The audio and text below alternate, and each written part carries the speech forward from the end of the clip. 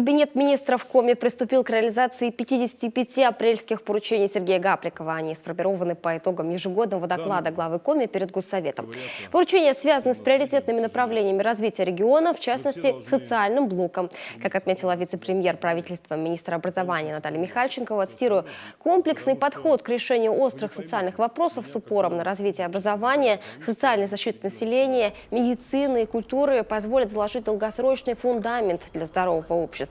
Ведь главная задача любого государства – обеспечить достойные условия рождения и жизни будущих поколений. Конец цитаты.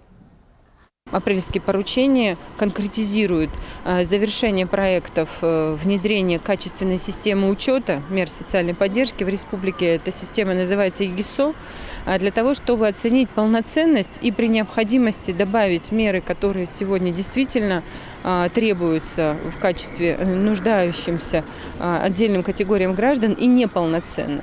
А может быть, какие-то есть, но не работают. Поэтому мы эту работу из следующей из апрельских поручений приняли.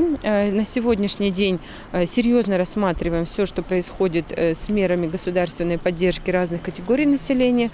Мы будем сегодня оценивать их полноценность вместе с представителями общественности, депутатского корпуса. И не исключено, что в этой связи потребуется развитие социального законодательства Республики Коми.